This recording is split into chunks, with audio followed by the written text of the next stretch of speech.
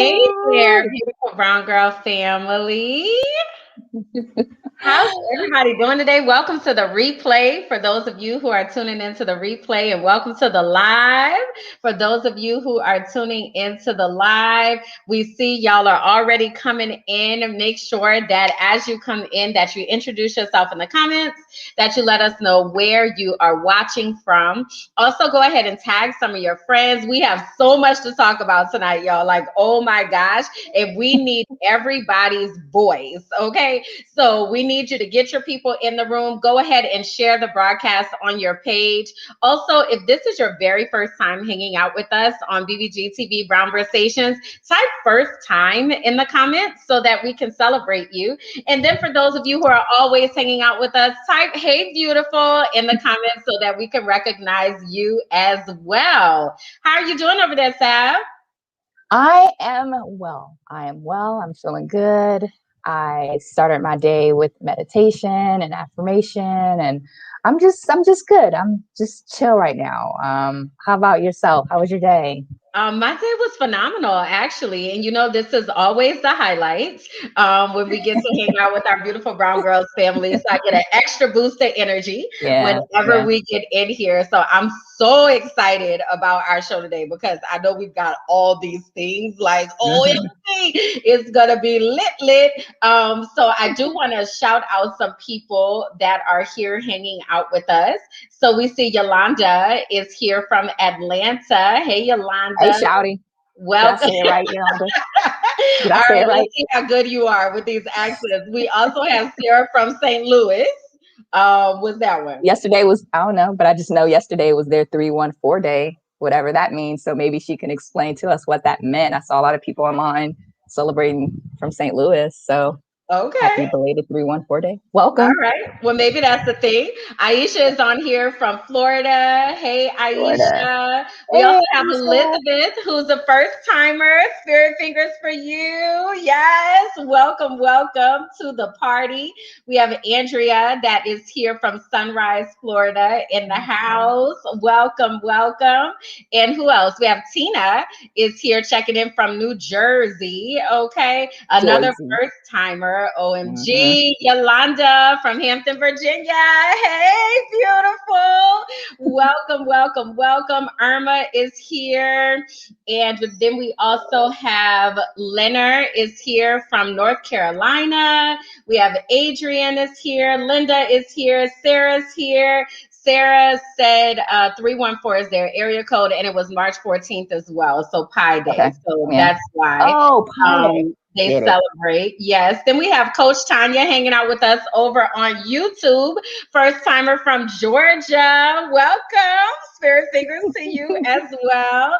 So excited. So as you all are in the comments, make sure that you're connecting with people that are in the areas that you are in. Here at Beautiful Brown Girls, we are all about connection and making sure that we really honor our community. All right. So Sab, I'm going to go ahead on and do the official intro and all the things because, girl, we've got these things to talk about, child, and I'm just ready to jump into it. So for those of you who are first timers, you're probably wondering, what is this that you are watching? Well, welcome. This is our virtual platform where we talk about all things brown girl related. And we are here to connect you to other like-minded women and give you a platform to share your voice in the brown conversations that matter to us and those we care about. We invite you to follow Beautiful Brown Girls and follow us individually as we take this journey through life. My name is Kimberland, and I come to you all out of Pennsylvania. I'm an educator. I'm an author. I'm a life coach. I focus on helping women discover their God-given purpose. And tonight, I am one of your hosts. So I'm excited to be here. My name is Sabrina, or Sab, and I come to you out of Dallas, Texas. I am a marketing professional, a podcast host, and yeah. Can I just give a shout out to this shirt real quick? Absolutely. So I wanted you to give a shout out. I liked your shirt. I want to see what your shirt says. Okay, do yours and then I'll do mine. Y'all see this? So this is like a Philly thing. John, I've been hearing this term. For a while. So I bought the shirt from forthejohn.com for the Johns, like Johns. And I just John, not I guess, but John's means like intelligent, an intelligent woman, a boss woman, a woman that's has her focus, or trying, at least for me, trying to get my focus on. But I just thought this was a really dope shirt that I needed to buy. So if you're interested in, well, this is not an ad at all. I just really like the shirt, and I've been wearing this shirt a lot. I think my sister is just like, did you wash that shirt? Yes, I washed the shirt because it's so comfortable and I really like it and it's really cute. So, or the johns.com. Awesome. So then I'll give my shirt shout out. This is actually one of my shirts. Look at you. Let me back up and stand up a little bit. So it says, be bold, be amazing, be you. And that is my movement, my Be Bold, Be You movement that I have. So you can find this shirt on my website, kimberlandjackson.com. But I've got all types of designs. So today I'm being amazing. Other days I'm inspirational and fearless and brave and all of those things. So we will drop those things in the comments for you all in just a little bit, because of course the people are asking and they want to know. So we'll put that in the comments for you, okay? And I want to say we had maybe one more first timer. Terry is here from Miami. It's her first time, so let's shout her out right quick as well. So yes, we are excited to be here. Okay, so we got some announcements, and we got some announcements, we got some videos that we need to show. So the first thing that I want to do is to remind us about our members network. And you can find our Beautiful Brown Girls Members Network at members.beautifulbrowngirls.com. That is our VIP space, free from the algorithms of Facebook and all the things. This is our space where we can be our beautiful brown selves and just really exist in joy and get connected to all of the different things that we're doing. So when you go to members.beautifulbrowngirls.com, you'll be able to join and register so that you can hang out with us over there and see some of the other things that we are doing as well, because it's so much. So I see Christina just pinned that in the comments for you. So go ahead and feel free to check that out so that wasn't you an ad. can see that. What were you saying, Sab? So that wasn't an ad. It wasn't a plug. Just wanted to put that out there. But they can feel free to, like, you know, look us up or support our community up. Business. Gotcha. So the other thing that we wanted to make sure we announce is our game night is coming up, right? So I don't know about you, but I love me a good game night. Okay. So there are only 3 days left to buy your game night tickets. Okay. So it's super important that, again, you can find this information at members.beautifulbrowngirls.com. So there are 3 days left for you to get your game night tickets.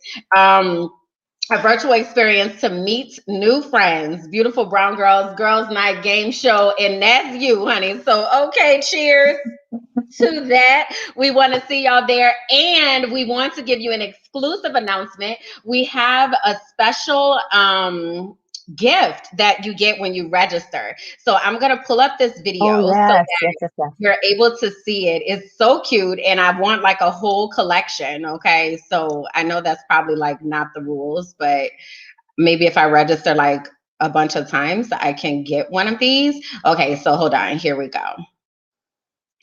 All right, so this is what you get when you register for game night. Mason. Okay, Mason. Ooh. Isn't it cute? Yes. So I have like little mason jars like these, and I totally like want a whole BBG collection. I wonder if they're for sale. Christina, are they for like, can we buy them separately? Can I get me like a mason jar collection type of thing? Like, I need to know. Okay.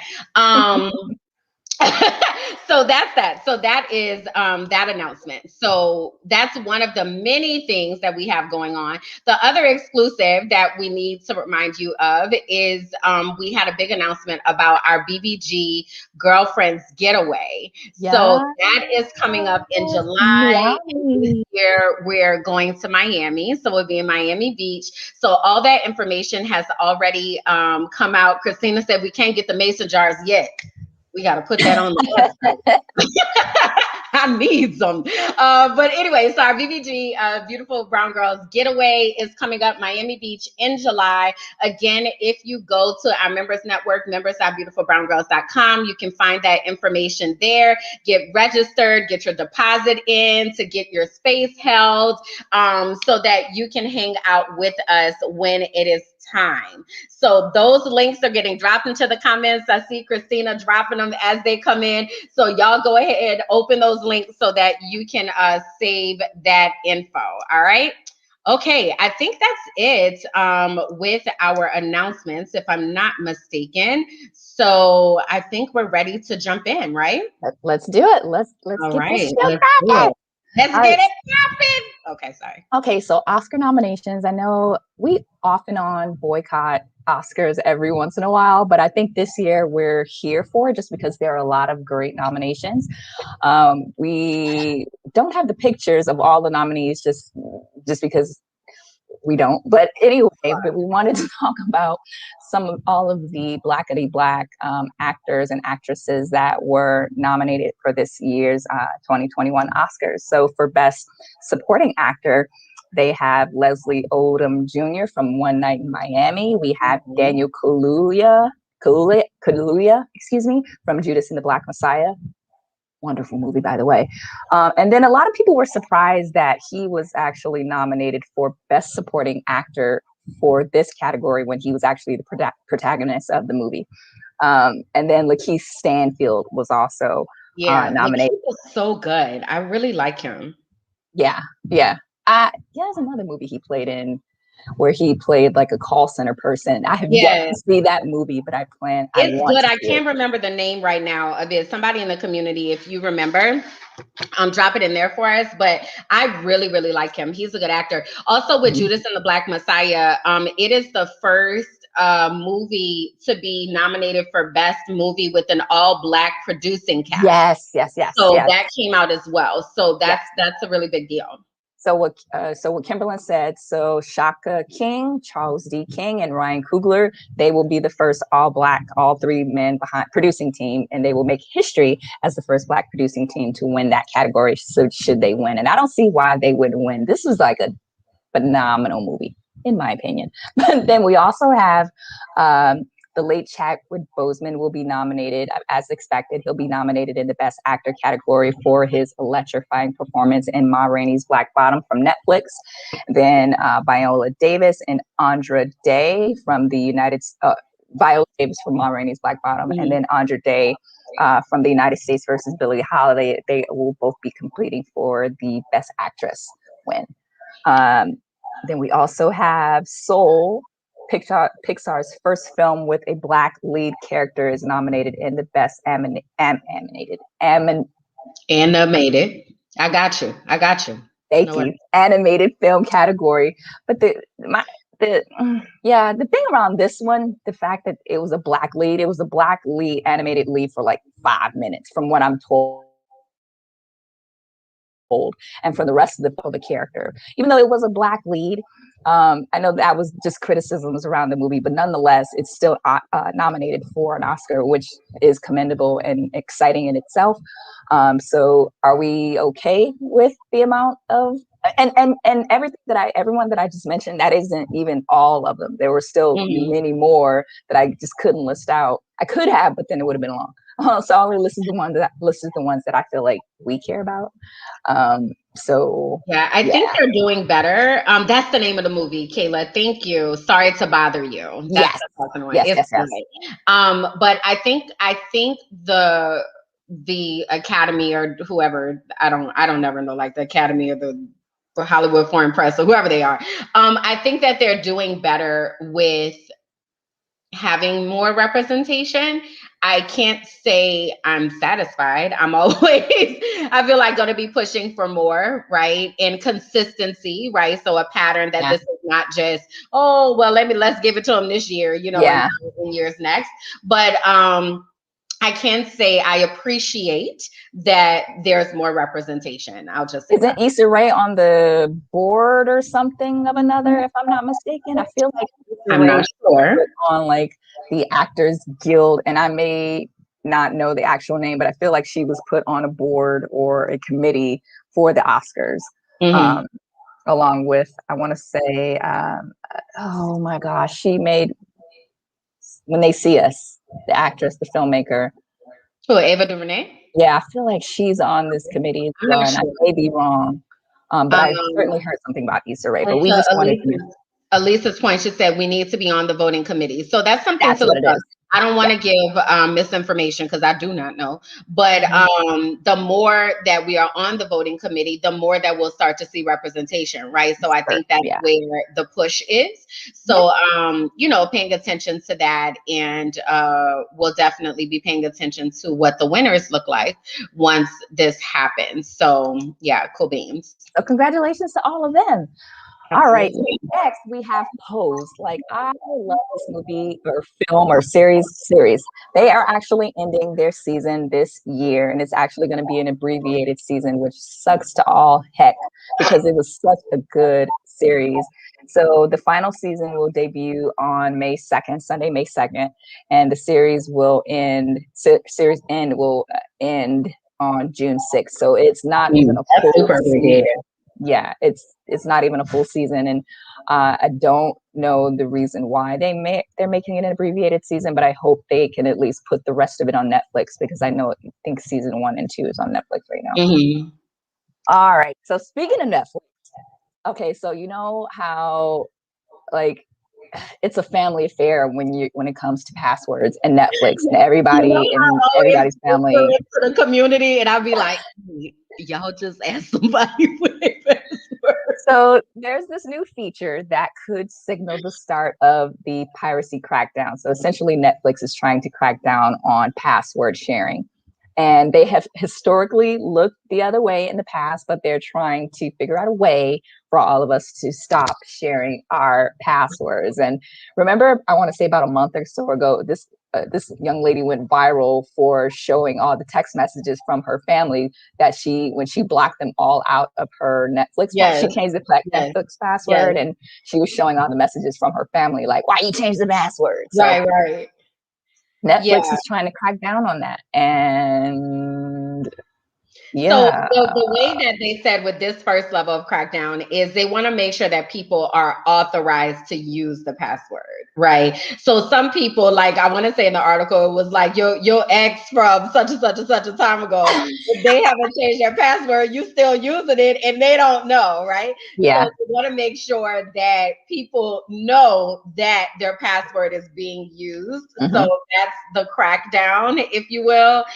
So it'll send a message to that person to verify that someone Okay. else has access to their password. But to Tina's point, look, it's a family affair, and I think it takes a village to be able to access all these shows. So I feel like the village got to stick together. This is a community effort. It We need is. to look out for one another. Just make sure you're not using somebody's password that they don't know about, right? That's the only thing, Okay. So just saying. Okay, so we can still share it, but people just got to Yes, know that it's being shared. Okay, good. yes, Thank you for that. yes. Thank you for that intel. All right. And speaking of community affairs, we almost had a community fight within the Black community surrounding opinions and thoughts and think pieces and sentiments around coming to America.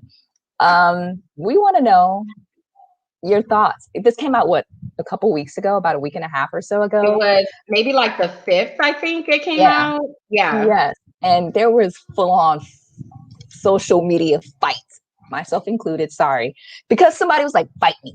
And I'm like, okay, you asked for my opinion, you didn't like it. So it was it was in jest, obviously, but Well, like, what was your opinion, Sab? And while you talk, I'm gonna go through like some I of the forgot. pictures, but Oh like boy. what were your thoughts in community you share with us? Like what did you think about coming to America too? I forgot what the argument was actually. I just out of sight, out of mind, because I'm like, I'm over it. Not on social media. But I liked it, and I was listening to the Breakfast Club about a couple days ago, and Charlamagne gave a really one of few poignant opinions about it, and he talked about how it focused more so on the funny and not the actual story, and how Eddie Murphy has been good in the past with telling good stories. I think that this moved really fast. And I do agree with Charlemagne that they really just focused on the funny with cameos and the laughable moments. And it felt like they were really trying to cater to 2021 and not just tell a substantive, really good, fulfilling story. I mean, it felt good. I felt good because of the nostalgia piece of what it is, but I think so many people had so many expectations for what this should be because of part one that it just fell flat for many. But it's almost like you can't say anything bad about Miss Jenkins. Like you don't say anything bad because of this, the respect that so many people have for Coming to America. That two is like, it was okay, it was good, it was nice, I got a couple laughs, but I'm not going to say anything bad about it. It was good for what it was. What about you, Kimberland, and the community? You chime in because I want to see your thoughts. Please, I want to see your thoughts. Yeah, I thought that it was cute, right? So I thought, is that not good? No. I'm just laughing because I thought it was cute. I did. I thought it was cute. I really, when they first made the announcement, I was really skeptical. I think I was thinking of it more as a remake, not necessarily as a part two type of thing. So I thought it was really cute. And I thought that I appreciated all of the returning characters. I had some chuckles here and there. Had But some, what I'm sorry, I had some what here and there? Some Can you repeat? chuckles. Oh, okay. Some chuckles. Yeah. Like it wasn't like side busted. Oh my God. Like it wasn't like that, but I definitely had some chuckles. And I don't remember in the first, like, because I've seen it so many times, the first time it's America, like, was I side splitting, like, in laughter? I can't quite remember, but I think it was just different. This one felt like a family reunion to me, and just kind of a furthering of things. So what I did love was the focus on these beautiful women that are here. Like I was just enamored with their beauty, with the costume design, and the costume designer. Ruth. Yes, we just talked about her last week, right? So we talked about how she came to fame during Black Panther, and to find out that she was a part of this, like I was like, oh my gosh, this is gorgeous. So I really, really appreciated the daughters, and Tina said they're so regal. Like I really was like, oh my gosh, these women are gorgeous. So that was kind of my takeaway from it. And then there were some questionable moments. I only can think of one right away. Was the Lisa Leslie scene and the whole how they skirted over date rape. That date rape scene. I'm sorry, spoiler for someone in the community saw it. I didn't see it, but like what happened with Eddie Murphy and what they talked about. I'm sorry. I shouldn't even. Should everybody have seen it at this point? Right. I was gonna say, well, some might not have, but there was a situation where you understand how he has the son that came about. So we'll just say that. Thank you. Yeah. Do you have any sentiments in the community? Yeah, they were so legal. So it was like catching up with old friends. Yes, the costumes and the hair, so beautiful. Yeah, I loved all of his daughters. And the one here on the top left, that's his actual daughter. Oh my God. Yeah. So that was really cool. So I really appreciated just seeing the beauty and the imagery and the costumes. That for me, I think was the biggest takeaway. Yes, thank you, Bella. I was gonna call her Chloe. I don't know why. I don't know who Chloe is. But Bella Murphy is his daughter on the top left.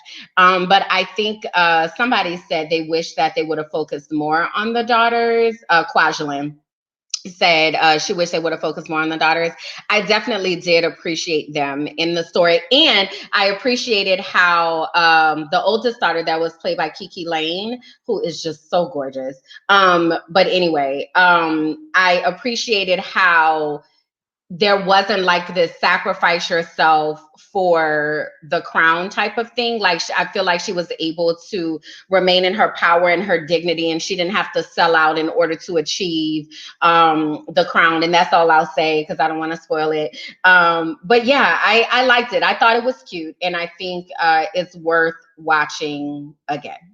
You guys, you mentioned Regal in their outfits and Regal in everything that they wore in the movies. And we want to talk about in our next story, talking about things that you wear or things that people wear, how people look. Space Jam. So Space Jam is on this cancer culture pick, or how cancer culture essentially came for our faves like Pepe Le Pew and Speedy Gonzalez and even desexualizing Lola Bunny for Space Jam. And Miss Piggy as well. Don't forget about her. What happened with Miss Piggy? Miss Piggy, the same thing, promoting rape culture. So, you know, she very much the way that she was with Kermit was you know, she didn't have consent the entire time. She didn't, or he didn't? Look, neither one of them didn't. She was rather aggressive, that Miss Piggy. And then there's the Speedy Gonzalez, right? So they talk about how that is a stereotype there. And I still remember that chant that he used to say all the time. Is that bad as a kid that I still remember that? And I'm still okay, continue. But yeah. No, I don't think it's bad. I think so when you talk about cancel culture, and you all chime in about this, right? Because I feel like there are lots of conversations about cancel culture, and some people are quick to cancel and then other people not so much. But I think that the more that we learn about people's rights and respect people, the more that we're like, so we can't let that live, you know? So even like this picture here with Lola Bunny, she was hypersexualized, right? In this picture here on the left. Why couldn't she just have on a regular basketball outfit? You know, why did we make her sexy and as a cartoon character? You know, Elise said this was wrong way before Me Too, right? But it didn't gain popularity until Me Too, right? So yeah, Terry said Pepe Le Pew was mad suspect. He was like, oh my God. Tina said, even when you think about Barbie, right? And the way that Barbie is hypersexualized. So I think that the more that we learn about stuff, the more that we really get to the root of what was happening back then. And I think we have to fix it. Like, I think we can't just be like, oh, it's history, you know, whatever. Even like the Dr. Seuss situation came out where people were talking about Dr. Seuss, and 6 of his books are no longer going to be in print. Because of you know, the stereotypes and things that they display. And he was an actual racist, though. He was an activist. And that came across in those books. So it's like the more you know, the better you do, I feel like, right? So I think that's kind of what has been happening here with this cancel culture situation. So Yolanda asked a really good question. Are we canceling the characters or the people who created them and writing for them? That's a good question, because that's a really great question, because that's a really great question. Right. Like, I don't want to cancel Lola Bunny. They canceled Speedy. So Speedy won't be in Space Jam 2. Pepe Le Pew, I'm not exactly for sure if he'll be in Space Jam 2 either. Lola Bunny, they just desexualized her. So many people literally mad that Lola Bunny wouldn't have double D's, essentially. So I just didn't get that. I thought that was kind of weird. And I get why they just made her look like a normal athletic woman. Woman or whatever. But yeah, it's just like, you know, I still, if I were to see the characters, I don't know, maybe just because of the childhood in me, I just remember the thing that Speedy used to say, Pepe Le Pew, in retrospect, I'm like, gosh, he was really was cringy, bro. He was cringy for real. He was. I don't know. I think it's a combination of both, right? Because I feel like the people who created them and wrote for them, they are the ones who created that character. So they're definitely liable. But then I think the character represents everything that that the character represents everything that they were written to embody. So it's like, how can you keep the character without, unless they have like a come to Jesus moment, right? And on screen, and Pepe Le Pew is Yes, like, you know, I've been abusing women all this time, and I want to give my life to Jesus. Like, I don't know what that would look like. Maybe if they reframe Pepe Le Pew to say, you know, I used to do this to women and now I don't want to do it anymore. I respect you. I love you. You know, maybe if he did something like that, but like, yeah, instead of just taking up the female skunk and like forcefully kissing her and chasing her, maybe he did a, like you said, come to Jesus moment. But yeah.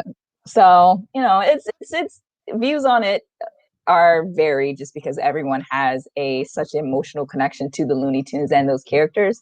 But I don't have them. Yeah. So yeah, just, we wanted to just get your thoughts on that and see how everyone feels about that. But it was just an interesting topic that we wanted to bring up. But we also said they should go on an apology tour. Everybody and their mama is on an apology tour right now, from The Bachelor. I know. That's what we'll talk about. We'll talk about it later. Like, we'll talk about everybody's on an apology tour. Oh, we are talking about The Bachelor. I was just saying, like, people like The Bachelor and the whole. I don't know if anyone watches The Bachelor. I don't, but I just know what's happening. I keep my ear in the streets. But anyway, Goldman Sachs. Okay, you guys, Goldman Sachs. I don't even know if they're a bank or an investment firm or a hedge firm or something like that, but I know they're like a company that got bailed out at one point when all of the other banks got bailed out. But Goldman Sachs is pledging $10 billion to change the lives of 1 million Black women over a decade to support Black women. So they will focus on, it's a $10 billion initiative. They want to invest in Black women, people like you and I, in a decade initiative, so that's 10 years, to improve the economic standing and advancement of Black women, which will focus on areas of including access to racial equity, access to economic opportunities for Black women. It will include access to capital, housing, financial health, and workforce advancement and job creation and healthcare. All of those things sound great. And that's what we were talking about in our run of show meeting. Like, all of these things sound really great, but what does that potentially look like? Yeah. You can put it on a press release, tell us this is what you're going to do, but give us tenets, give us some points, give us some just, I mean, you ain't got to go into sign up. Okay. How can I sign up to get this here financial support? Okay. Like, when is it rolling out? What are the action steps?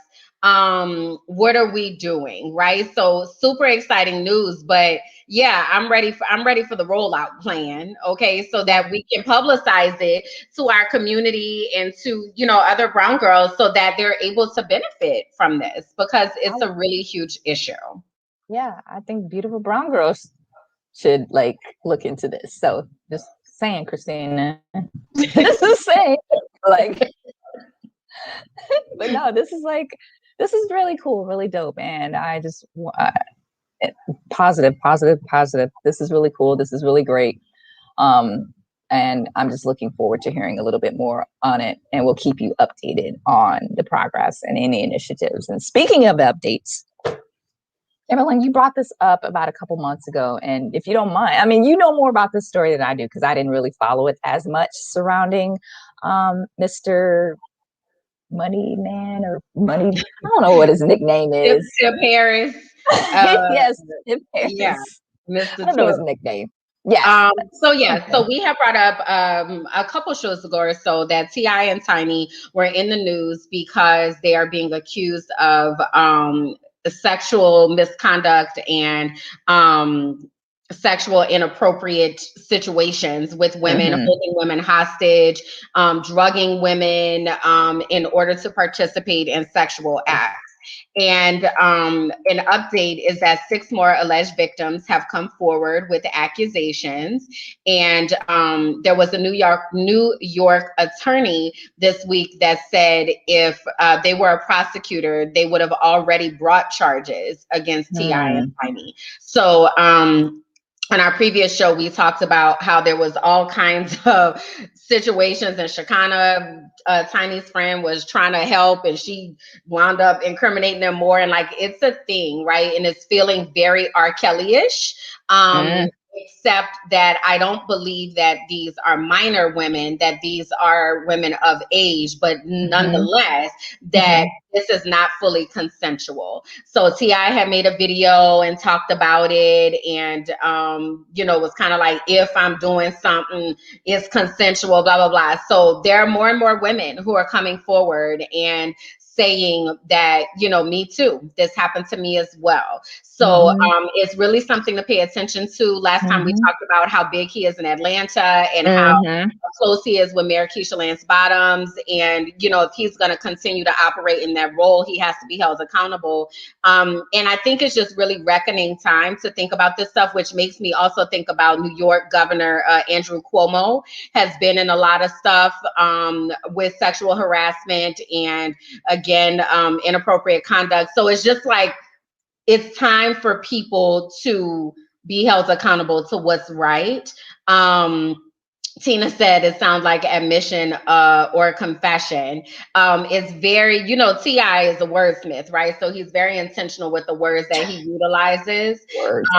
But yeah, Terry said she hadn't heard about it. Terry, girl, it's a whole thing. So look it up and dive into it. But we did want to give that update that there are 6 more women who have come forward. And we'll see what happens. Just keep your eyeballs peeled because rumor mill is buzzing around. Definitely 6 more women, that's a lot. That is a lot. So wanted to give you an update there. The next story is the Grammys. The Grammys was last night, right? Or Saturday I don't know when they were. Last night. Oh, it was last night. Okay, thanks. All right. So, and if I only have a couple here in my notes, so feel free, Kimberland and or community, to let us know some of the other winners that we may have missed, but we wanted to talk about the most significant ones of the night. Christina's Queen Bee, your Queen Bee, Beyonce, becomes the most decorated woman in Grammys history after winning her 28th award last night. Grammys. And then her daughter, Blue Ivy, also won an award last night.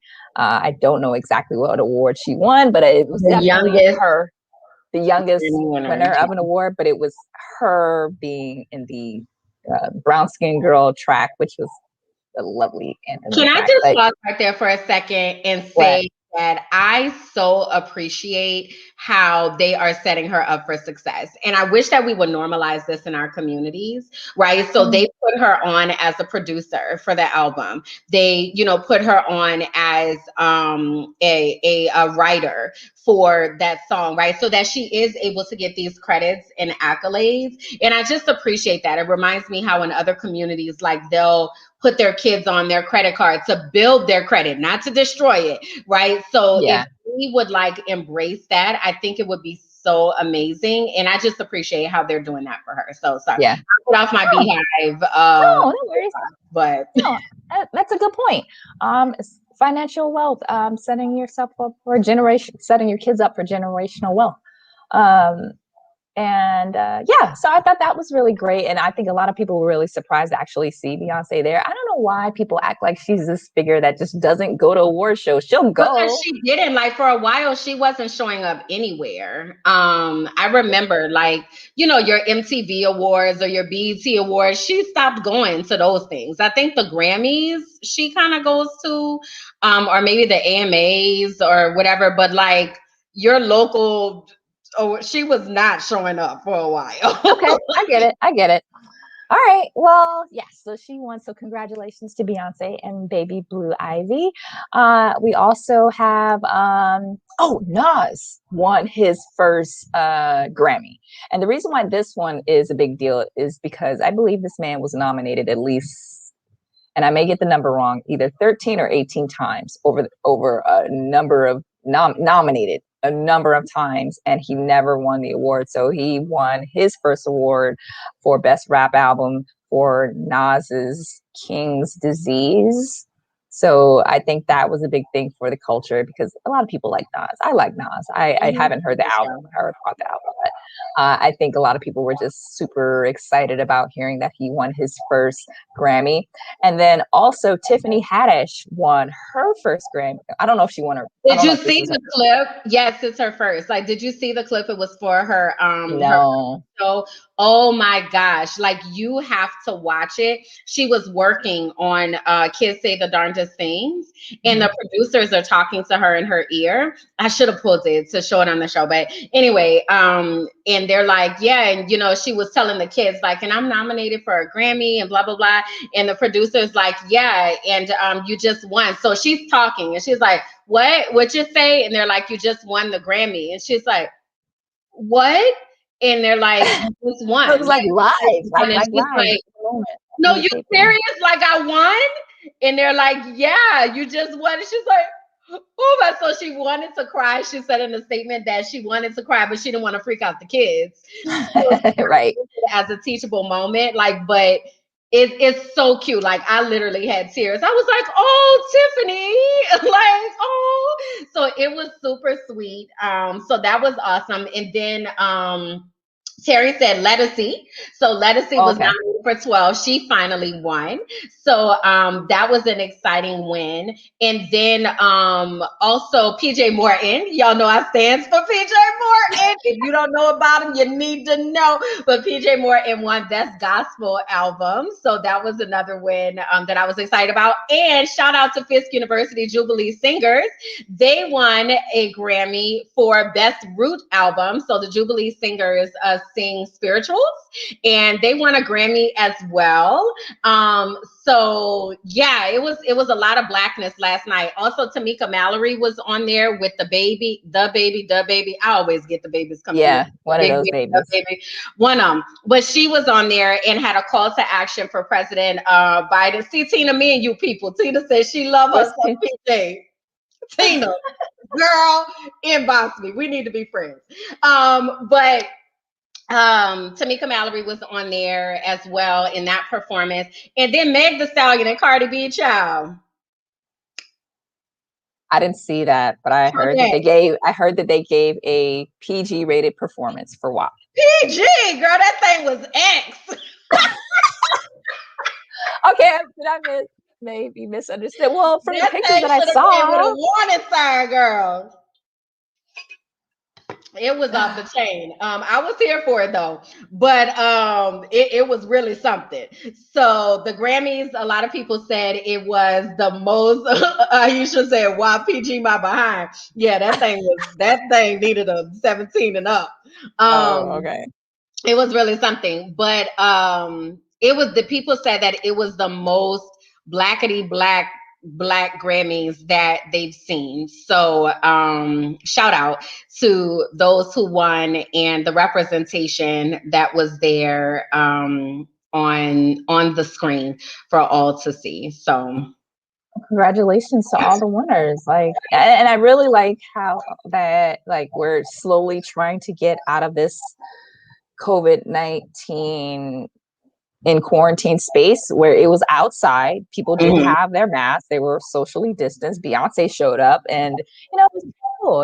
It was just visually, from what I've seen from the pictures, it was just really cool to get back to it. And things will never be normal again, but it was still good to get back to a little level of day normalcy. To see them out at the award show. And I think the Oscars is really working hard to have an not outdoor, in-person show versus a virtual show. So and speaking of masks, so transitioning into our COVID updates, that we have some states that have notably decided to lift their mask orders, and yes, Texas is one of them. So the states that are pictured here in the darker color are the states that currently do not have a mask mandate, and then those that are in the lighter blue are the states that still do. So how's that working out for y'all? It's really weird to see. It's really weird to see. So a lot of people still here wear their masks, but it's really disconcerting for me to see Black people that don't have their mask when I'm out in Mm-hmm. stores. I think I went to one of the gas stations and one of the attendants was a sister, and I'm just like, it's just they're I'm going to be really careful with my words. It's unfortunate because the vaccines here are they're still disseminating them. We're still in phase 2. Like I'm still like, I'm not waiting, but I've signed up for numerous lists to get my, I don't know if I've shared with you guys my intent. But it's unfortunate because it's going to spike up. It's going to, like, the virus is not gone. And you know what's really troubling is the governor is so focused on business. When you heard his reasons, they said business at least 3-4 times in their in their speech versus just the people and caring about the people and the civilians. And their sole job is to be there for the people. That's who they work for, but they're so focused on business and getting back to business. And but then a 65-year-old woman got arrested recently because she just didn't want to put on her mask because it was her right. And it's just, you know, and it's very confusing. The messages are confusing for a lot of people because, you know, some businesses are like, you do have to wear your mask. And then you do have the people that are like, well, my governor says I don't have to. So it's really hard for the businesses to really enforce that. And it's just, you know, I literally, you know, I don't want to be around. I don't want to walk in the path. Like I went jogging, or no, trailing a week ago. And I didn't even want to be in the whiff. Like I'm outside. Right. And I didn't even want to be in the whiff of people. So it's just really, yeah, you guys, Texas is effed up, and they will soon see the spike in cases in the next coming weeks, and then things will close down again. And I may be wrong. I hope that I am, but yeah. What about you guys I out see there? quite a few of you all saying that you're still wearing your masks. And you know, we definitely encourage you to continue doing that. We actually, I don't know if you all heard about this, came across a story in San Francisco over the past couple weeks where there was, so let me put it back on, the map so you all can see California. Okay, mask mandate. All right. So here we are in San Francisco, where there is a young lady, actually two of the 3 young ladies. What happened is they got into this Uber driver's car, and you can see the one young lady doesn't have her mask on. He asked them to put the mask on. She didn't, and then he pulled over and told them that they needed to get out. She then proceeded to cough on him. Okay. Berate him. Yeah. Berate him, take his phone and pull his mask off of his face. That's a punch that's a punch to the face. He was just trying to do his job. And I will say, maybe she was under 25, because you know, people under the age of 25, their frontal cortex even developed by the time before they're 25. So maybe it was just the stupidity in her. Maybe it is. No reason. I'm not giving reason to what she did.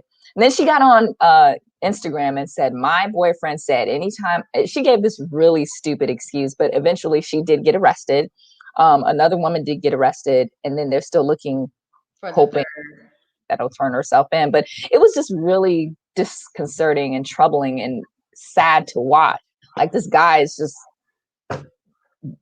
he's an Uber driver who's doing his job, and he's asking you to wear, this isn't Uber's car, it's his car. Right. And like, you're paying for this ride.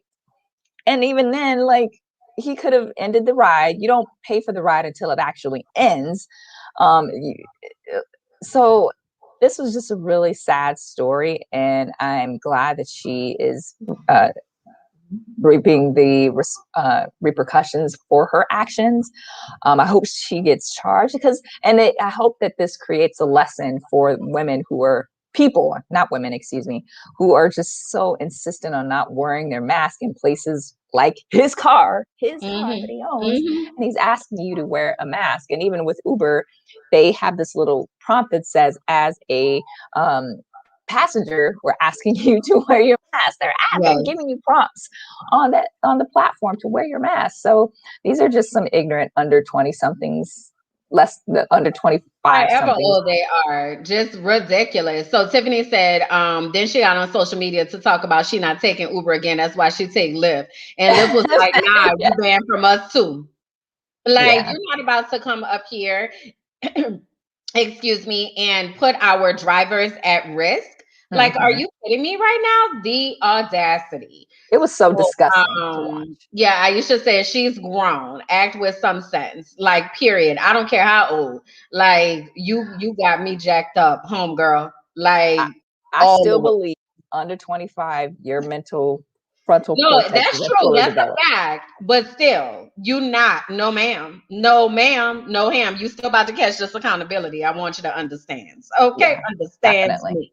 So you have mentioned vaccines, and I know you wanted to give us an update about where we are with vaccines, and So there's currently 181 vaccines in development. So you got the Pfizer, the Moderna, the Johnson & Johnson. There are literally 181 in development, but there are currently 81 vaccines in human trials. So the ones that we know of and the ones that we talk about are the Pfizer, the Moderna, the Johnson & Johnson. Those are the top three that and AstraZeneca.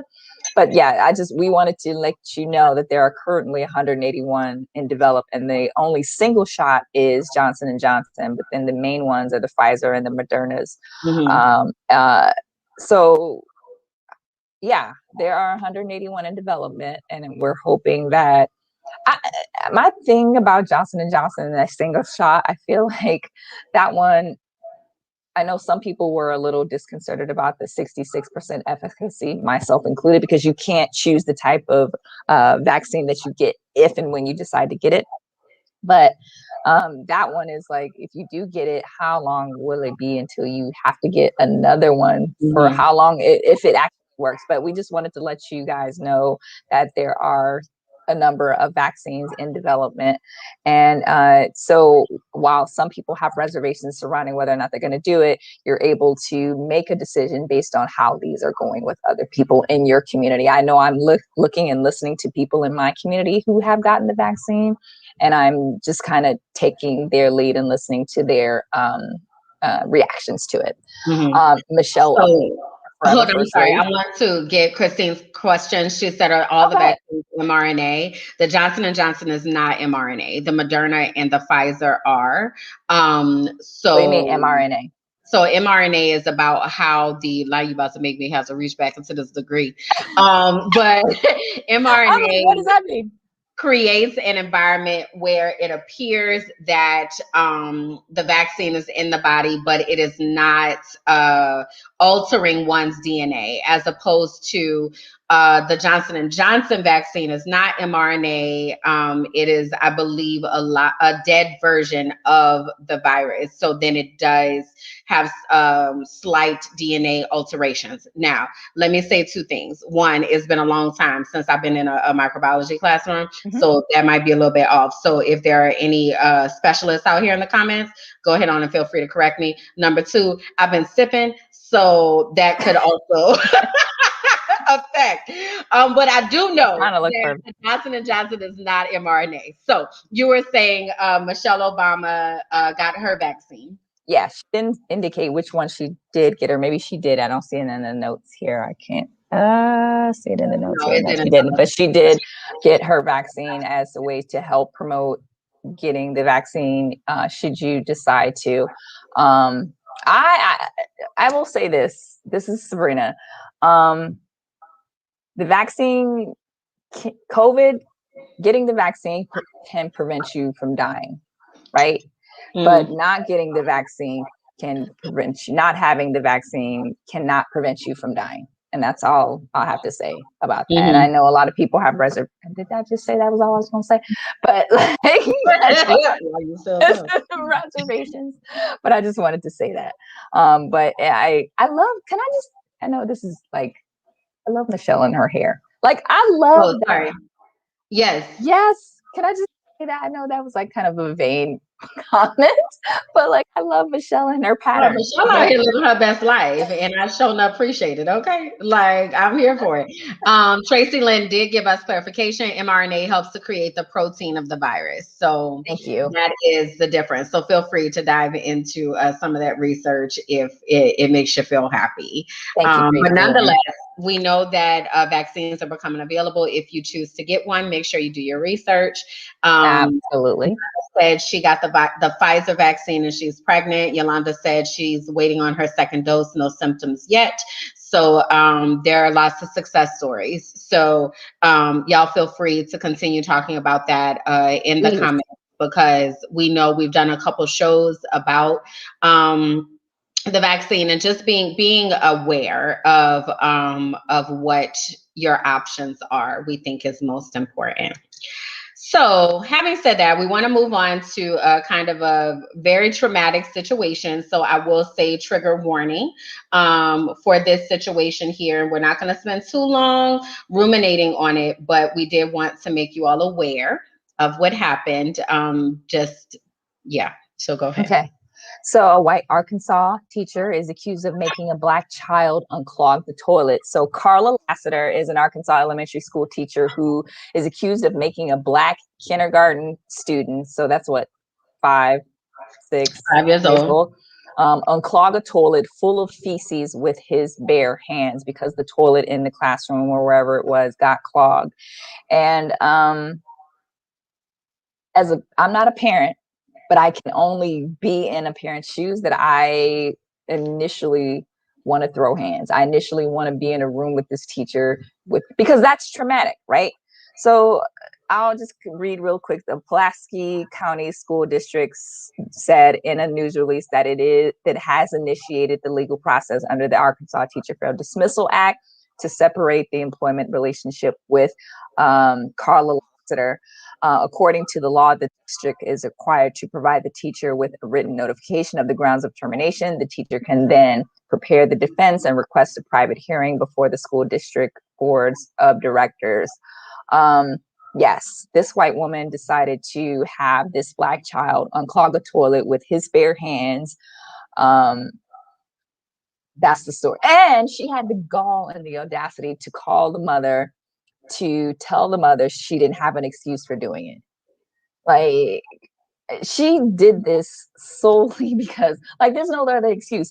Can I also mention that the only outlet that I found her name on was a heavy.com. Every other site that I found this article, this story on, didn't mention this teacher's name, but I wanted to make it a point to mention Carla Lassiter's name because it deserves to be known, and she deserves to be fired. She deserves to lose her license. Like, what type of person does this? But this is a white woman who is in Arkansas, who clearly doesn't like Black people. It's enough to traumatize a Black kid. This is my thought. This is Sabrina's thoughts and Sabrina's opinions, but this is incensing, this is disgusting, this is infuriating. And if any parent decides to land their hands on Carla Lassiter, I wouldn't be opposed to it. So I don't, I was going to say I don't have much to say. I have a lot to say, but none of it is appropriate. So I'm just going to say, you all know that I'm an educator. I don't have children, but I advocate and fight for children every single day. And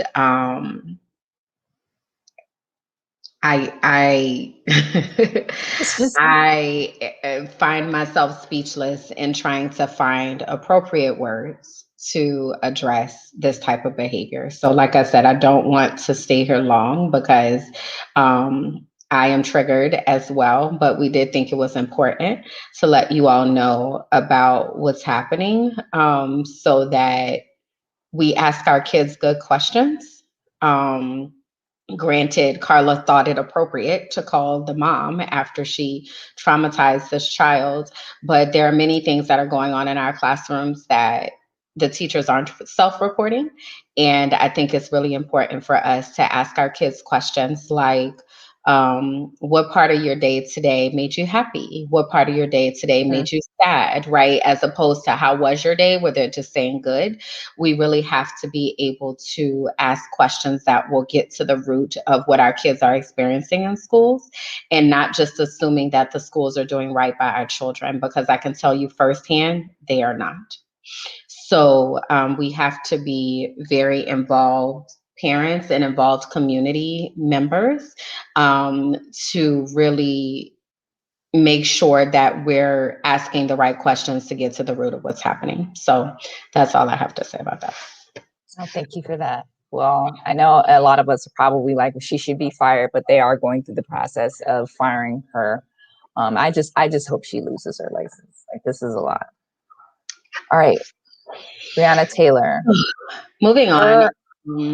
I'm sorry, go ahead. No, I was just gonna, transition on. You can go. Yeah, we reached the 1 year anniversary of Breonna Taylor's tragic murder just over the weekend. And there's, been a lot of celebration of her life. We're still waiting on justice for her murderers. But there was some good news that the charges that were being held over her boyfriend's head, who was the one who fired the shot as the police broke into their home, the wrong home, with a no-knock warrant, that the charges against him have been dropped. And that is a small step towards justice. And we are excited to report that. So people are still on the ground fighting for Breonna Taylor and her legacy and her life that was ended far too soon. And we just want to make sure that we continue to think about her family and do all that we can to honor her memory and her legacy as she has joined the ancestors at such a young age, and really just honor what she stood for as a first responder and a beautiful Black woman who had so many dreams. So we wanted to honor that.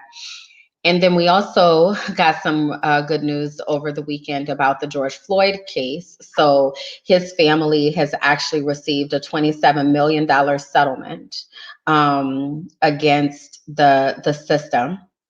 And while we are still waiting on his murderer, Derek Chauvin, and the two other accomplices to be charged, that is, though no money amount can replace his life, it is the highest settlement ever of a murder of an unarmed Black person. So 27 million can really change the trajectory for his children and for his children's children and for his family. So that is really important to acknowledge in that. I also want to say, a lot of times I hear people in spaces say, what does Benjamin Crump do? Like, why is he always on the scene of this, that, and whatever else? This is what he does. He causes people to talk. He is a civil attorney. So his job is to help the families get settlements that they deserve for losing their family member. So his involvement in this case has allowed them to be able to get this settlement. And this is huge because it usually doesn't look like this. I want to say the next highest settlement that was given was like 8 million. So 27 million is a really big deal. And we know that George Floyd's murder really is Breonna Taylor and George Floyd together sparked all of the protests over the summer and really forced some awakenings in white spaces and in corporate America and things of that nature. So wanted to give you those updates on that. Thank you for that.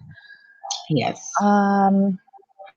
So there was a situation in Norman, Oklahoma. I think it was Norman, Oklahoma, where an announcer was caught on an open mic using a racial slur at a Norman High School basketball game because they knelt. And as we know, kneeling is a form of solidarity. It's a form of protest for players. And this announcer just proved them right by what they're protesting against is the racial injustice, racism, inequality, and he proved them right by calling them a racial slur because they knelt. He used this racial slur as they knelt before the national anthem for this tournament. And then he later apologized and blamed his diabetes. Talking about he had low blood sugar. That's what made him call them effing N-words. So I had to Google and see what some of the symptoms were, and I didn't see racial. You did? I didn't see racial racism. Outbursts. Didn't see racism. As any of the So yeah. So yeah, he was fired. But they did go on to win their state championship. They did. But yeah, this is exactly what they continue to protest for and kneel for people like him and announcers like him. And he just proved why they're doing this, to bring attention to people like him and bring attention to the things that people like these young ladies have to deal with. And while they weren't all Black, but they were bringing attention to the racial injustice and racism and racial inequities that people in the Black community are going through. And yeah, he was fired. But yeah, you can hear him clear as day on that announcer speaker calling them the N-word, the ER word, not the A word. Yeah, the hard R. Yeah. So, yeah. So yeah, he got fired. Good for that. Good that he got fired. Okay, Stephen A. Smith, Screaming A. Smith. He is working on a Black Excellent docuseries examining the legacy of historically Black colleges and universities. Smith, who graduated from Winston-Salem State University in North Carolina, he's doing this in part because he says that HBCUs played a critical role in facilitating the growth of American economies from the Reconstruction era to turn of the century, as they organized around educating and training a newly freed slave population. For many students, HBCUs were the only option, as predominantly white institutions would not let them in. So this young lady, who's the young lady on the side that we have? But I don't know. I didn't see her name, but I know working alongside. I did see he was working alongside a production company, and I apologize that I don't have her name here, but it's not just him doing this. I'm pretty sure that he's working with a dope Black woman, and it's probably a number of dope Black women on this docuseries about HBCUs. So yeah, so be on the lookout for Screaming A. Smith. Really, his name is Stephen A. Smith, but I just call him Screaming A. Sis because he screams a lot. And speaking of HBCUs, on that same talk, Master P, Terry Miller, I think is his name. Percy Miller. So y'all know I'm from New Orleans, so I rise with Master P. He originally was really setting his sights on owning a basketball team, and now he has decided that he actually wants to own an HBCU. So he is setting his sights on creating an HBCU or buying into one because he sees the power of historically Black colleges and universities. So we thought that was pretty dope. He is definitely known for pouring back into the community, but now he wants to pour back into the community. Cody Oliver, that's her name. That was with Stephen A. Smith. Thank you, Elizabeth. She does the Black Love. Oh, I love that documentary on OWN. Okay, wonderful. But yes, so Master P is now setting his sights on owning an HBCU in order to educate our people, because he recognizes again the power of HBCUs. And to Terry's point, he is a businessman. Like, that man be thinking. Okay, from inception all the way to what he is doing now. Like, from him coming on the scene to what he's doing, like, he's thinking about the long game. And I really appreciate it, especially being from New Orleans. He's an icon, and we just really appreciate that about him. So keep your eyes peeled for that. And just shout out to all the HBCUs. We're both HBCU grads. So I'm a graduate of Fisk University. I believe I mentioned that earlier. Sab, where did you graduate from? I didn't graduate from an HBCU, but I did attend an HBCU. I attended Livingstone College for a couple of years, and then I transferred back home to a PWI. Perfect. Because they wouldn't let me finish scholarship trouble. I'm like, look, I can go get a scholarship at the PWI, but y'all not giving me a scholarship at this HBCU, so I'm sorry I have to go to the PWI. Yeah, and it always, unfortunately, comes down to money. But Livingstone University, Fisk University, if you went to HBCU, shout out your HBCU, whether you went, Absolutely. finished, passed through, used to hang on the yard, even if you wasn't there. Shout them out in. Okay.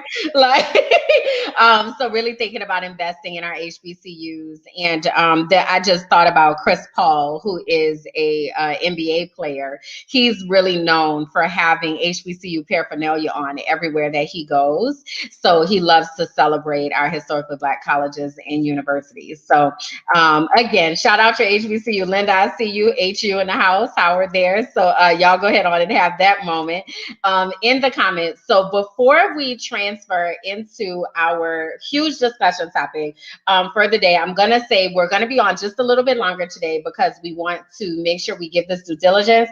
But I also want to pull up a clip because that's going to kind of set the framework for what we are about to talk about. So let me grab that right quick. Single screen? Yes, I'm going to do it single screen.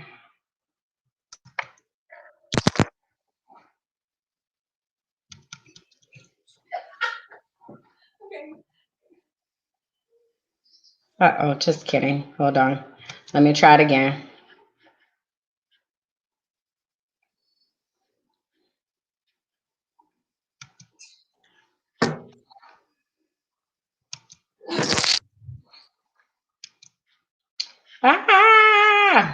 It's not cooperating with me. Hold on, y'all. One moment. Okay, here it is.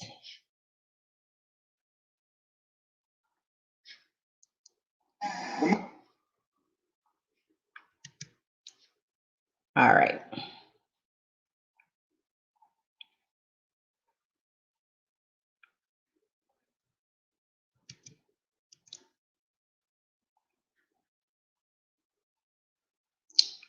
Why is this doing this?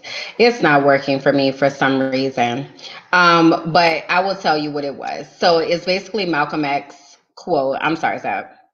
It's Malcolm X's quote talking about the Black woman. So let's What's see the if quote? we can. Oh, okay. So the most disrespected person in America is the Black woman. The most unprotected person in America is the Black woman. The most neglected person in America is the Black woman. So you may be wondering why we are bringing that up. And it is because we had a landmark interview that happened over the past couple weeks. And it was Meghan Markle and Prince Harry. So we got a lot to unpack here about this situation. And basically, Meghan Markle was sharing her experience in the royal family. And first, I guess what I want to know is if y'all watched it, right? That's the first thing. But I'll kind of give a recap because it had like several movements. So Meghan Markle, Prince Harry did this interview with Oprah, and Meghan Markle shared her experience within the royal family. She shared things such as there was concern about how dark baby Archie's skin color would be, about he wouldn't receive his title that he was entitled to by his birthright, that he wouldn't receive security, that things were so bad that Meghan Markle even talked about she wanted to end her life, and that she communicated to her husband and to what they call the institution that she wanted to she needed help and no help was coming. It was Terry said she watched it and she cried. I definitely connected to it, but what we are wondering from you all is, do you care about what happens with the royal family? There's a lot of commentary, if you will, about whether this really matters. So our first question is, do you care about what's happening with the royal family? Did you watch the interview? Do you care? So I'll pause there for a moment so we can unpack that part. Then we'll kind of move through these movements of what happened after the interview. I don't care. I don't care, but I think a side of me does care because she is a biracial Black woman who is dealing with the reality that they don't care that you're biracial in their eyes. You are Black. You are blackity black black. You are what's a black person? You are like literally like what's that comedian that's really dark skinned? I don't know. Michael Blackson. That's how they see her as the royals, and she's dealing with that. And I think that what's troubling is that they dismissed her mental health thoughts and sentiments. And the idea that she was thinking about taking her life is a real thing. It's just, yes, I don't care because like, I feel like I don't, it's a catch-22. I don't care because it's rich people problems. And I don't care because they're across the pond. But I care because of who she is and where she's come from and her background here to us in the US. But I'm like, why do I care? But it's also a topical subject that I guess we needed to talk about. But 90% of me doesn't. I'm sorry, 70% of me doesn't care because it's over the pond and they're royals and like these are rich people problems. I definitely care for a few reasons. I care because she is an American woman who has married into this system. She is a biracial woman who is considered a woman of color who has married into the system. I felt everything that she was talking about in a deep way. And, you know, we'll unpack that a little bit more in just a second. But it was a lot. So I see a lot of you saying that you cared, you cared about her, you cared about them, followed the two sons, what have you, that there's global impact on us, right? So caring about that, caring enough because she's a soul crying out as a woman, a mother, a daughter, a wife, a sister, thinking about the fact that the racism that she's feeling isn't rich people problems, it's Black women's problems, right? So I think that's how it gets down to a personal level of why we should care. So then after that, there was a lot of backlash and interviews, as you can imagine. You know, the royal family is a really big deal. So there was a lot that happened after that. So there were interviews and things that happened. First off, Oprah's reactions went viral because as Meghan was sharing her experience, there were many times where Oprah was just like, wait, what? What? Like you could tell that she was just shocked, right? That she literally was hearing this stuff for the first time.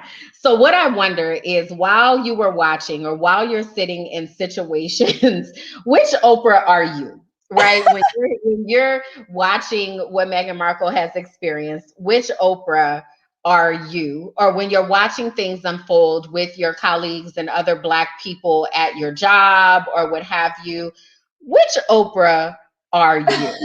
I love this. Oh, wow. I am a combination. I'm a 2-5 combo. Yeah. Right. So I feel like I sit in this.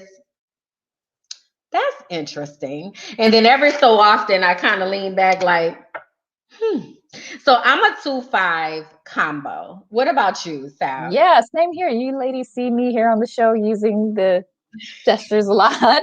But yeah, definitely 2.5. Not so much 4. That 4 is piercing. Yeah. But definitely 2.5. I would definitely am Uh-huh. at 2.5. Uh-huh. I didn't watch it. Did I try to find it? No. But I've seen clips of it, and I can glean enough and put pieces together and understand what went on during that interview. Mm-hmm. But yeah, to the young lady's point, it isn't rich people problems, but it is their problem. I'm not rich. It's not rich people problems. It's Black women problems. Because of how she's being treated and because of how we the conversation around her kid and how dark they thought he would Yeah. be. And I mean, Yeah. I'm not a genetic genius, but like 2 + 2 = 4. Like, come on, like we all knew he wasn't going to be a darker hue, but the fact that the family asked that is just egregious in itself. So I let think me that she signed real quick. I just think that when Mhm. she for this, she didn't realize I think she thought that she was signing up for a fairy tale. She fell in love with Yeah. Prince Harry, and she didn't realize it all. Like they castigated her for not knowing how to curtsy. Like Mm-hmm. she didn't expect all of this, Mm-hmm. and yeah. Yeah. What was going to be your comment? I was gonna highlight Tiffany's comment here that she said that Oprah said she wasn't shocked that it happened. She was shocked that Megan was saying it. So to the point of not being shocked that it happened, I'm reminded that our country, America, was colonized by people that came from Mm-hmm. where? Mm-hmm. England, Mm-hmm. right? So I'm not shocked that they are racist at all. I think that was a dub, but to Tiffany's point, being shocked that wow, like this is really being verbalized as a thing. So, okay, so Oprah had her reactions. So then we found out that Tyler Perry actually had to come to the rescue of Prince Harry and Meghan Markle because the monarchy decided to take their Oh, so many big words. finances, took their security, took their titles, so took everything, and they had credible death threats. So Tyler Perry came through. As much as we talk about Tyler Perry, Tyler Perry came through in the clutch to provide them housing as well as security. Who got death threats? Who got death threats? Meghan and Harry. They got death threats? Absolutely. My Absolutely. gosh. Absolutely. So Tyler Perry came through in the clutch. So shout out to him for stepping up. And that was unexpected for me. That was a surprise. Like, of all people, you mean Tyler Perry had to step in to help them? Like, come on. You've got to be kidding me. Pay for their So I security, don't pay want to for hear their nobody housing. say nothing about Tyler Perry for a long time. Okay. Because that man is doing things for Black people. Like, I don't want to hear it. Okay. I just don't. All right. Cool. So That's that it. I happened. said I was done with Tyler Perry slander temporarily You because did of say that. Sicily. Because of Sicily. So yeah. Yeah. So that's it. I'm shutting anybody down who got something to say about Brother Perry. Okay. So then after that, Pierce Morgan, who was a host on Good Morning Britain, got onto the show and talked about how he didn't believe Meghan Markle. So we shared that Meghan Markle said that she wanted to take her life. Pierce Morgan says, well, she's an actress, so that was her acting. I don't believe that for a hot second. Okay. So then his co-host cut into him and was basically like, you mad because you wanted to be with Meghan Markle and she don't want to be with you. So now you mad and now you sitting up here defaming this Black woman. So Pierce Morgan got upset. He walks off the set and all of the things and then quits his job. Such Okay. energy. I'm sorry, I'm not supposed to say that word, but yeah, it was just little LDE, little dick energy. Yeah, it is what it is. So Pierce Morgan, so that happened, right? Okay, so the community is like, Rufus Pierce, Pierce is trash, boo to him. Okay, all right, so that He's a happened. mean So person. then after that, Sharon Osbourne comes to Piers Morgan's defense, and she does a tweet, and she says, "I'm with you. I stand by you. People forget that you're paid for your opinion, and that you're just speaking your truth." Okay, so that's a tweet that she puts out. No, Well, now, huh? No, continue. I was just commenting. Okay. So now we are on the set of The Talk. So The Talk is a daytime talk show. So Sharon Osbourne is on there with Cheryl Underwood. And we want to show you a clip. And I pray to God that it works, because this is going to drive the point home about what happened on the show. Okay. So let me stop sharing that and let me share this. All right, here we go. I think that's the right one. Hold on. We'll get it.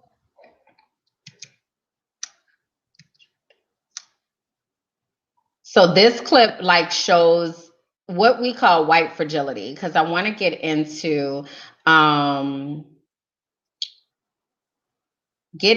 really understanding what happened. Okay, so let me know if you can hear it, Sab, when I play. Okay.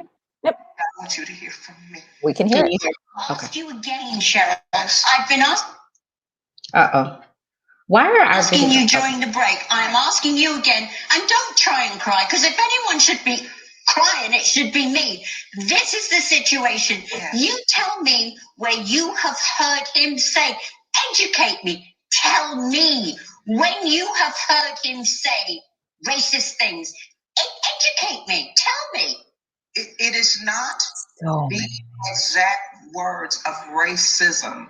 It's the implication and the reaction to it. To not want to address that because she is a Black woman, and to try to dismiss it or to make it seem less than what it is. That's what makes it racist.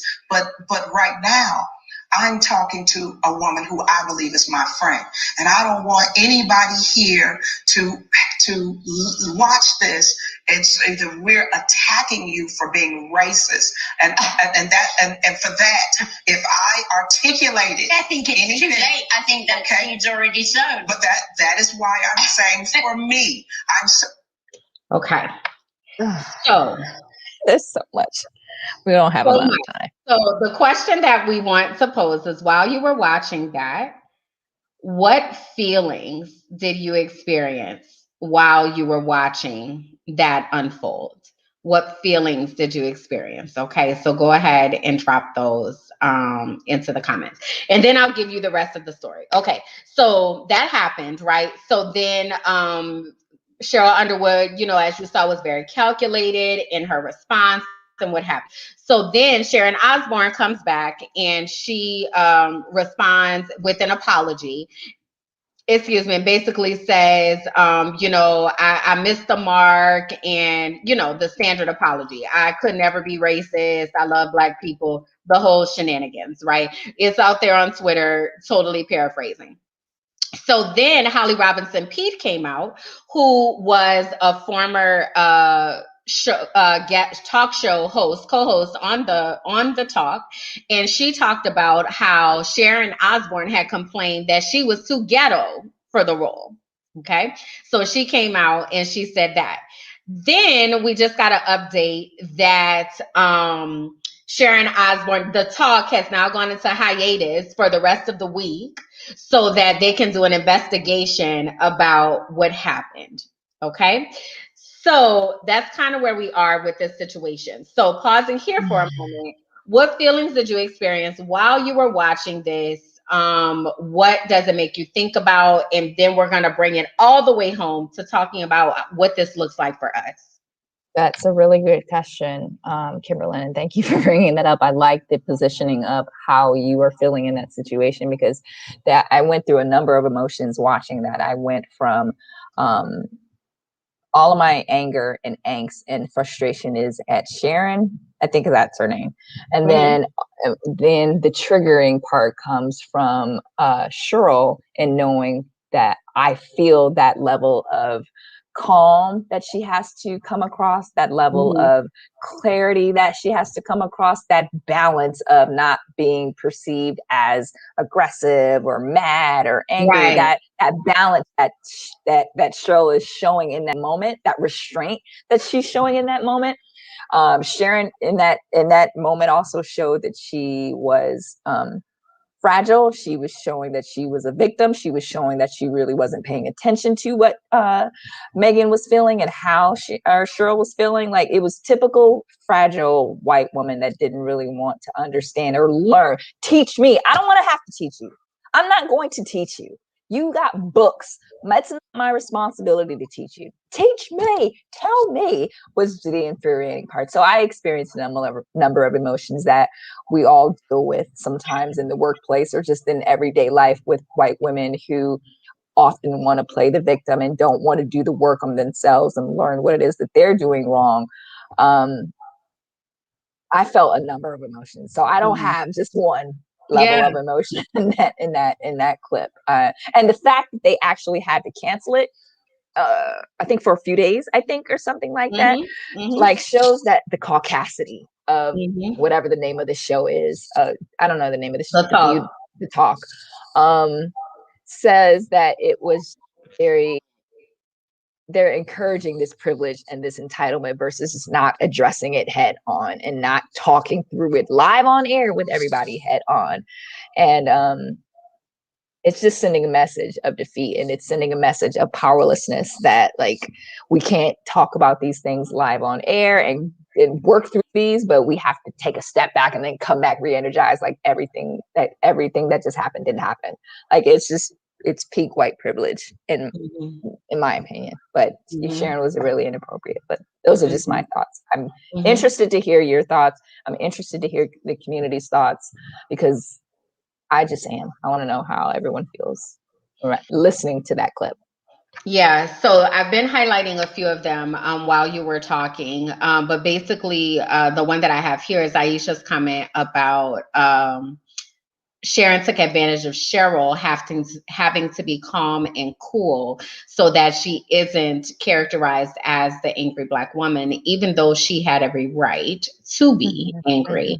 Andrea just said that she feels triggered and trapped.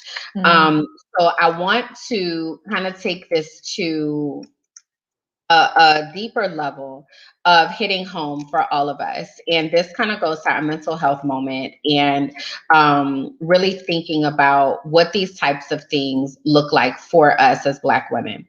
So a part of the reason that I really latched on to what Meghan Markle was talking about is because she was describing the experience of every Black woman in corporate America and really talking through what that looks like, and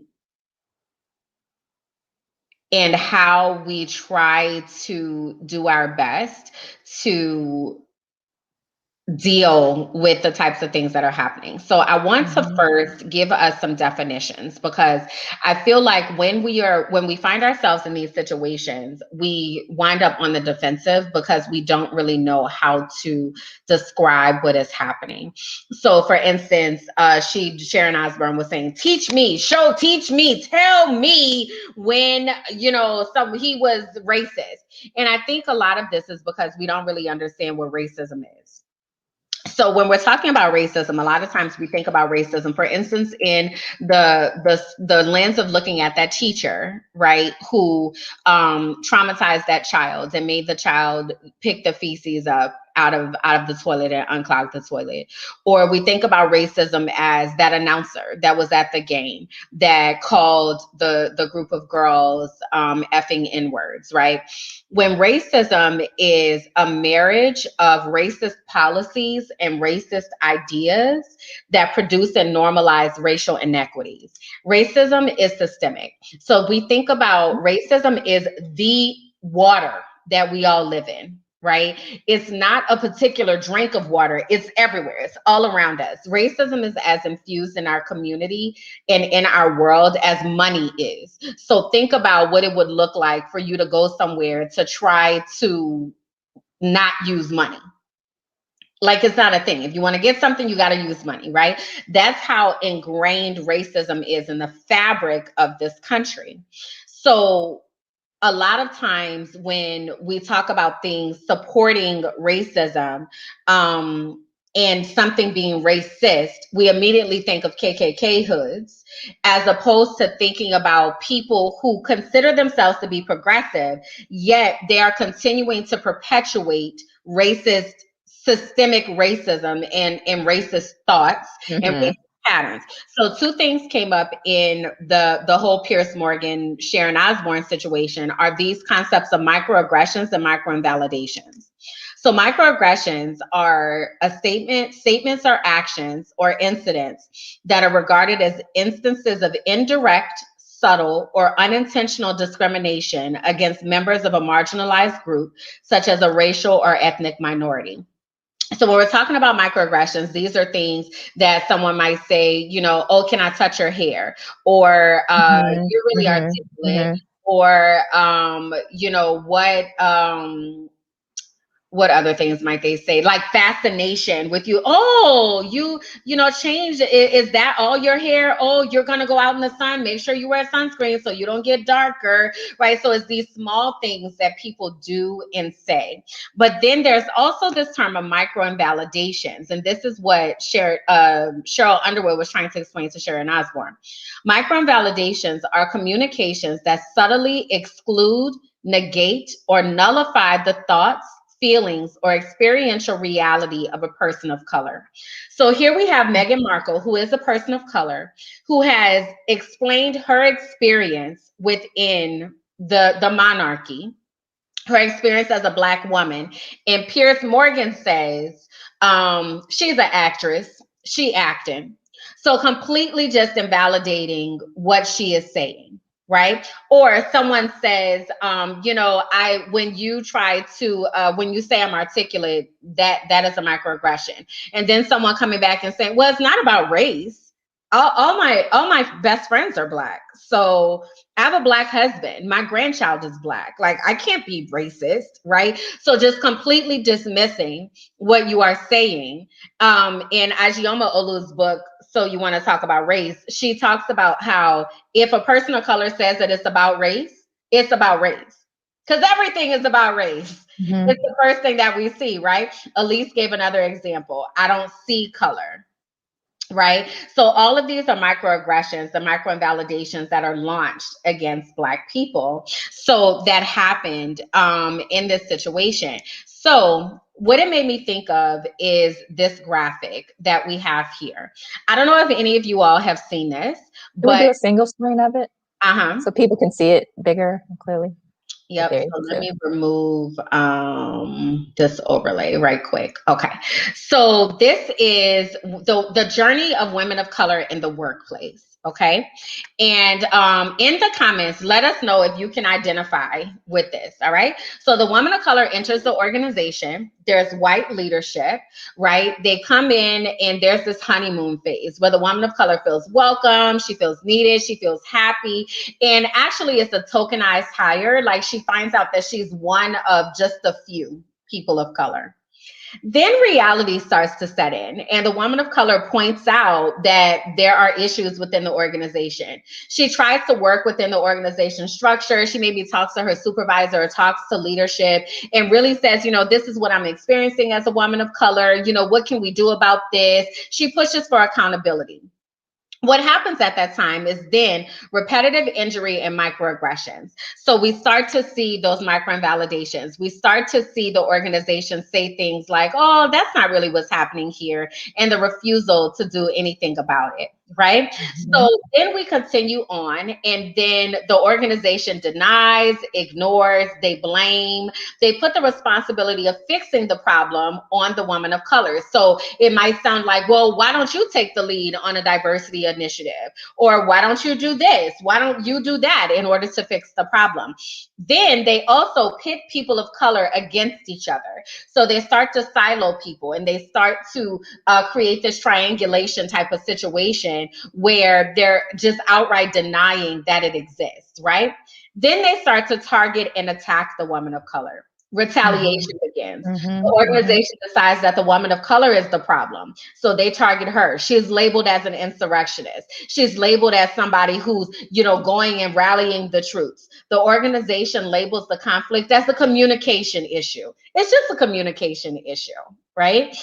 They claim that the woman of color is not qualified or she's not a good fit. Then soon after that, the woman of color exits the organization. I don't know about y'all, but this resonates with me on a level that I can't even explain right now. So I'm really interested to hear our thoughts and what we think about this. I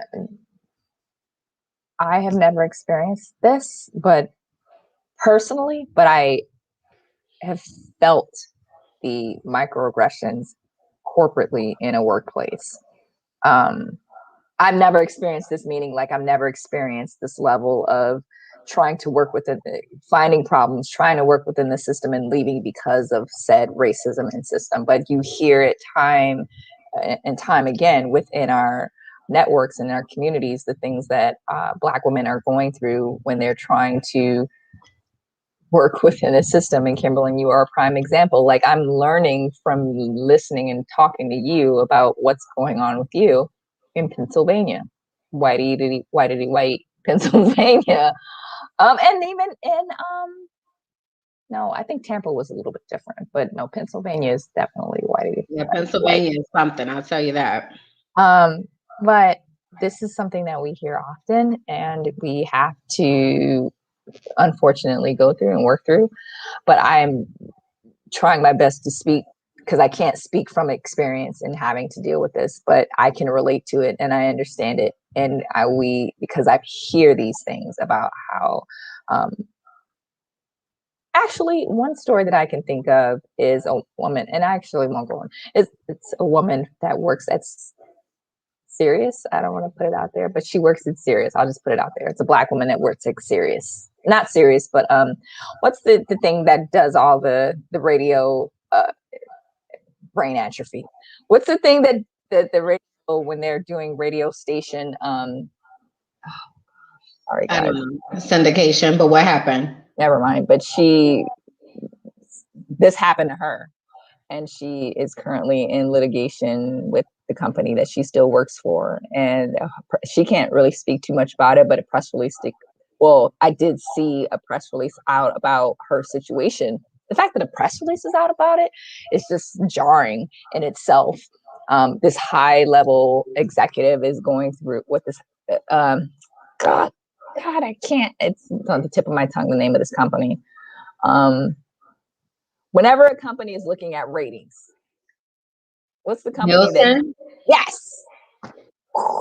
But what about it?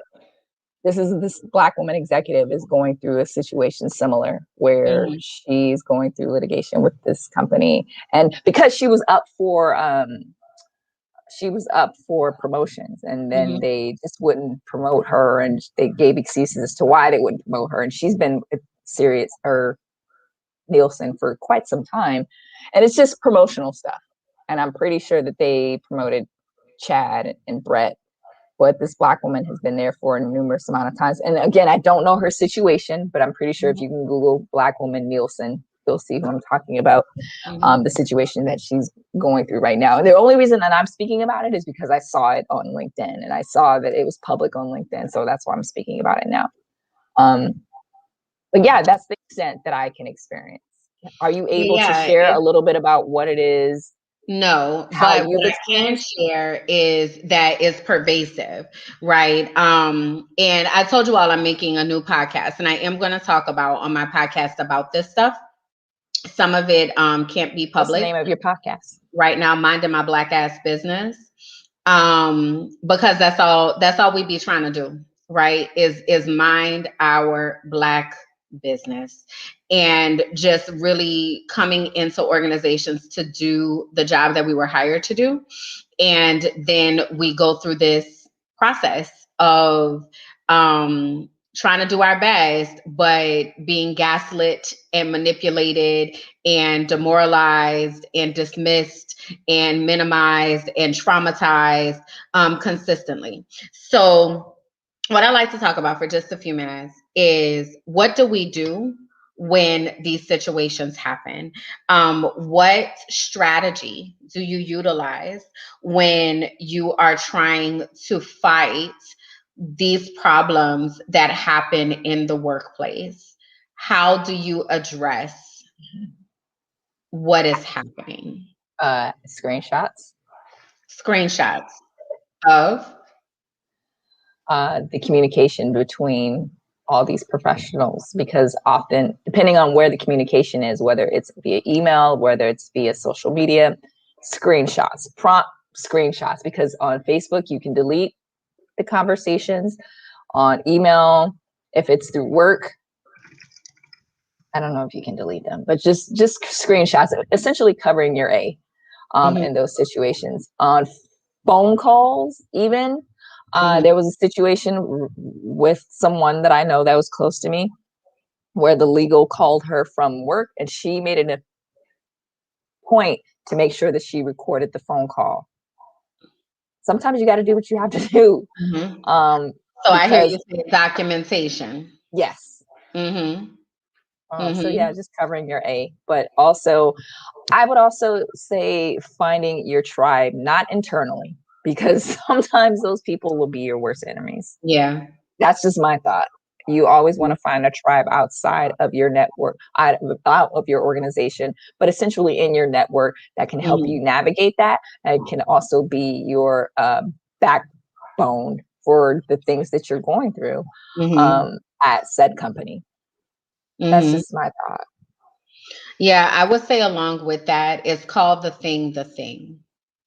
Right. So I think a lot of times we try to utilize language that really causes us to, I'm sorry, somebody was trying to call me. We use language that causes us to make it not seem as egregious as it is. Right. So we really have to call the thing the thing. If this is a microaggression, call it that. If this is a micro invalidation, call it that. So that's why we want to empower you all with the language to utilize, right? So that you can call it what it is. If it is passive aggressive, call it that. If there are situations where people are centering you as a part of the issue and the issue is not you, call it that, right? So call the thing, as opposed to just ignoring it. So a lot of times we ignore it, we stuff it, we're just like, we feel some type of way about it, but in our response, we don't directly call out what's happening. Call it out, because that adds to the documentation of what is happening. Aisha says she rephrases the statement or question back to them in order to bring attention to it. So restating, yes, because sometimes when they hear it come out of your mouth, they're like, that's probably no, and now they're backtracking and, trying to clean it up. So, but that power is in calling the thing. And I think something you said that is really important is to find your tribe. We have to find safe spaces to really be able to unpack these types of situations, because they happen all too often. So making sure that you have other Black women that you can trust, make sure that you have a therapist that you can talk to about what's happening, because this stuff is traumatic. So when we talk about Meghan Markle saying that she wanted to end her life, there are many of us who have been in situations where we are having mental health crises because of what is happening in our workplace. And it's really important for us to recognize that and to seek that help, right? So if you have not yet experienced this, thank God. Get a therapist, because it may happen at any day, right? So having that safe place to go to so that you can unpack all of the things that are happening to you. And so you don't have to explain why it is damaging to you, right? So get a therapist that looks like you. So we always talk about therapy for Black girls. We talked about last show, we shared Dark Beauty. And we're actually going to be able to interview the founder of Dark Beauty on Brown Girl Boss. So, you know, making sure that we have a therapist that looks like us, that is educated in these types of things, so that we can get the support that we need, because you're not alone.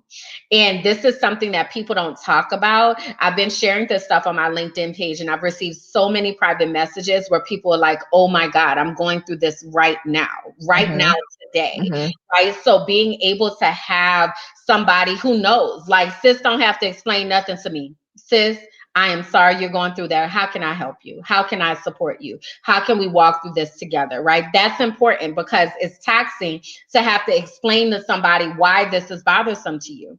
I'm also going to ask you to give yourself grace, because it is taxing on your mental health, right? Give yourself grace. You're not crazy. You're not crazy, and you're seeing what you're seeing, and you're feeling what you're feeling. And it's important for you to recognize and understand that, because our minds in the company will have us thinking that we're crazy. You're not crazy, and you're not the only one that's going through it, right? So find that tribe so that you can talk about these things, so you can feel supported. And real quick, can I just mention, I looked it up as you were talking and I was listening to you. Cheryl Grace is the woman that I was talking about, and she works at Nielsen, and she was is an executive at Nielsen, and she is currently in a suit with a discrimination suit because she was blocked for numerous promotions, because she's pointing out discrimination and hostility against the workplace at Nielsen. Nielsen Ratings is the name of the place. So I just wanted to point that out. Cheryl Grace. So definitely look her up, support her on LinkedIn throughout her journey. I just wanted to show support. Thank you for that. And I am going to go ahead and offer myself as a resource. So I see some of you all are saying, and some of you all are watching and not saying. But if you feel like you need somebody to just listen, feel free to inbox me. My Instagram is right here at Kimberland J, or you can reach out to me on my website, KimberlandJackson.com. But I am working on some things to really provide support for those of us who are walking through these types of situations, because we're not alone. And you're not crazy. I'm going to say that again. You are not crazy. You are experiencing and feeling what you're feeling. So a part of that, thinking about building our tribe, Beautiful Brown Girls, I don't know if you all have noticed, but we've been doing some improvements, and we have really been focusing on like honoring who we are as brown girls in spaces. So we have this new campaign that we are using so that we can see each other, right? And it's called Beautiful Brown Girls Are. So we have some examples here. Who's that lovely lady? This is our founder and sweet brown girl, Christina. So Christina said that beautiful brown girls are loving. Beautiful brown girls are change agents. Beautiful brown girls are boss girls. Beautiful brown girls are brave. Beautiful brown girls are extra brave. Beautiful brown girls are phenomenal. Beautiful brown girls are joyful. Beautiful brown girls are resilient. And beautiful brown girls are happy. So our invitation to you is, this is our Beautiful Brown Girl Spotlight, right? We know that it's Women's Month, and we really understand how important community is. So our invitation for you is for you to go to beautifulbrowngirlsr.com. And there you can make your frame. So all you have to do is take a picture, and it could be a picture of you. It could be a group picture. It could be a picture of you and your baby. Like, it doesn't matter. But thinking about what it means to you to be a beautiful brown girl. And what this will allow us to do is to be able to see other beautiful brown girls that are out there. We can find our tribe, and we can find our community. So we urge for you to put it on your Facebook page, to make it your profile picture, to really join us in this campaign, because beautiful brown girls are so much more than we appear on the outside. We really have some phenomenal things that are happening on the inside. So in this campaign, we want you to own it. You can change it every day if you want to, right? Because every day you may feel a different thing, but share it, encourage your tribe and your social media circles to actually participate in it. And let's celebrate who beautiful brown girls are today and every day. So shout out to you all for being our beautiful brown girl spotlight, and make sure you tag us when you post the picture so that we can repost it, right? So you can tag us at Beautifully Shaded on Instagram, or you can find us on Twitter at Beautiful Brown You. You can follow us on Facebook at Beautiful Brown Girls, and we have a Facebook group called Beautifully Shaded. And then we also, of course, have our members network that we've already told you all about, but we'll share that again, that when you join our members network, you're able to see all of the amazing things that Beautiful Brown Girls are doing and truly find your community. So I love this. I love this. I gotta take my picture. I gotta take my picture. I do. I gotta take my picture. I will take my picture. I'm just not the photogenic person. It doesn't even matter. And I'm glad you said that, Sab, because it's not about being perfect or photogenic. It's about celebrating who we are and where we are in the space that we are, right? So making sure that we honor that person. Stop. Tell that person. Girl, they see I'm online and they keep calling. Just like, be like, oh my God. Wrapping up, Jesus peace. Anyway, tell the people where they can find you so that they can to their tribe. Yeah, thank you. You guys can find me on sabjackson.com. All of my social platforms are there. Bet on a Black Woman podcast. On LinkedIn, you can connect with me there. On Twitter, you see my handle. It's there. Here. You can connect with me there. I'm most active there. If we connect on Facebook, I hope we have mutual connections, because I've been getting an influx of Facebook connections, and I'm like, are we connected on? Do you know Christina? Do you know Kimberland? Do you know Nicole? Do you know Aisha? And I'm like, is that what you want them to do?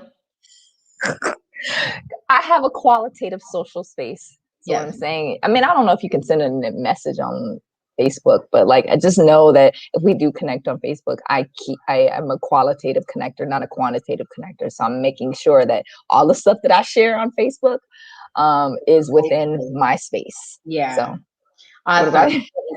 You can find me again. My Instagram handle is at Kimberland J. You can find me on my website at KimberlandJackson.com. If you are looking for a life coach, definitely feel free to reach out to me at KimberlandJackson.com or on my Instagram.